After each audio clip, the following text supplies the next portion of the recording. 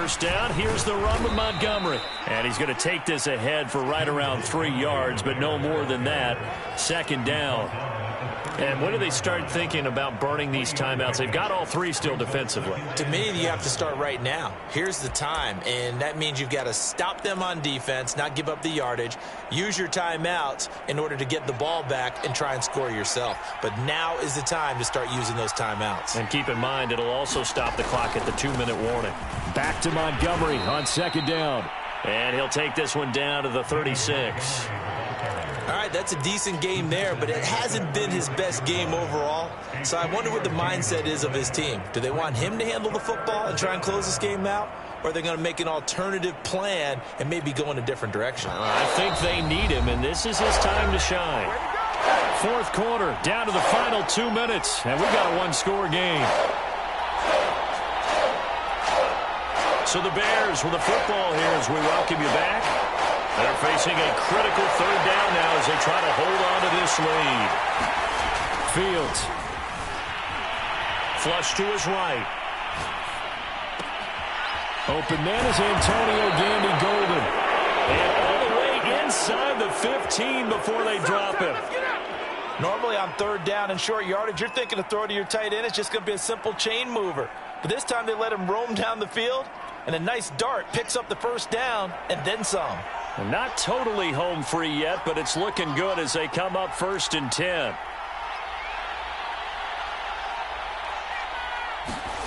That one looks like he'll throw here. Out to his left. And he can't get a throw off. He's taken down. What a huge play at this point in the game. They'll wind up losing 3 there on the sack. Good pressure, and it's second down.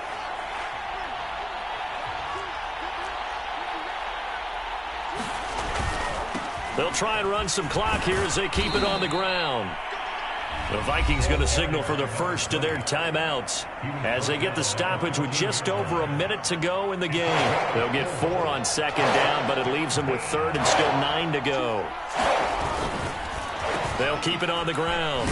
It's Sherman, and they'll go backwards here, losing yardage to the 14. Now the Vikings will use the second of their timeouts as they'll get it with just a shade under a minute to go in the game.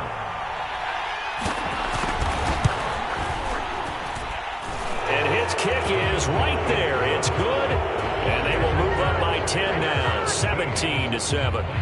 Well, he was a spectator for much of this game. This is his first field goal opportunity of the entire contest, but he's able to connect. Yeah, he had a pretty good seat to this one, didn't he? But let's face it, all kickers that you and I know, they want to contribute. They want their opportunity, and he seized his.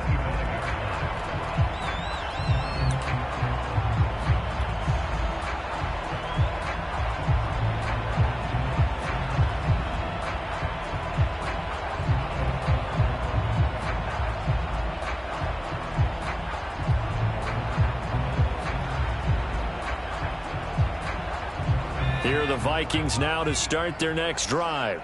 They might be thinking this is close to a lost cause here. Got to play it out. What do they need to do? Well, they have a thought process in mind already, but they can't get ahead of themselves. They know that they need to score quickly. Yeah, 2-score game. Onside kick and get the ball back and then score again, but they can't worry about the last 2 points. The only thing that matters is scoring quickly, then they'll take it from there. This defense has certainly had an outstanding second half, haven't they? I know they just gave up a first down there, and for the offense, they're hoping that that's something that they can jumpstart with and maybe start to move the ball a little bit better. But it's been tough sledding for them here the entire second half. There is something to a game plan with trying to keep a defense honest. With a guy with that type of speed, you do so. Send him deep, try and throw some air under it, and hope you connect downfield. On that play, they run successful. 2nd and 10.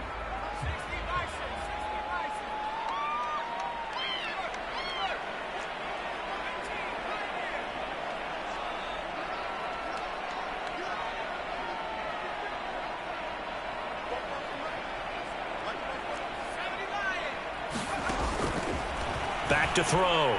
Crawford. He's going to let it fly. Launches deep. A jump ball, and this is caught. A big play there for Minnesota. When they've needed a play this year, he's certainly been the guy to deliver it. As this season has gone on, he's been awfully consistent and sometimes spectacular. From the red zone now, they'll look to throw. The quick slant caught.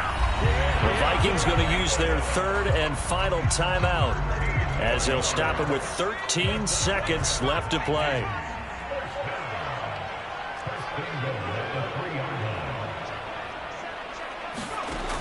Again, he'll drop to throw. And this is caught. So it's a late touchdown, but maybe too late. Still a little time left on the clock, however.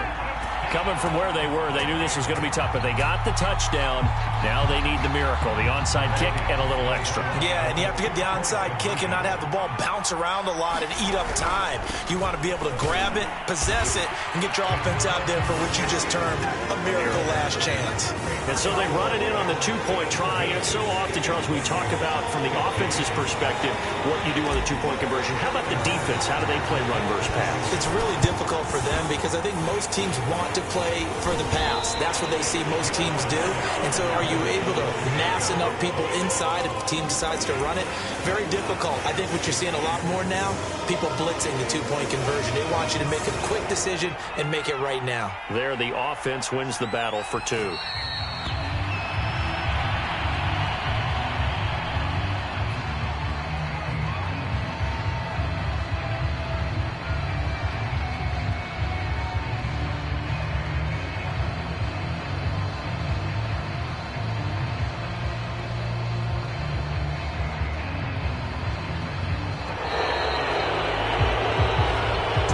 This one in the win column for the Chicago Bears. And we talked so much about the turnover battle determining who wins and who loses. This game, no exception. They didn't turn the ball over at all, and they go on to victory. They look like a smooth operation in this one, didn't they? Because you look at every facet of the game, they handled their business. Offense took care of the football, converted it into points. Defense took the ball away, gave it back to the offense. Special teams, right there with them. That's the type of game a coach is going to really love and value. And when they show the film, they have to be careful not to give out too many kudos and kill their motivation going forward.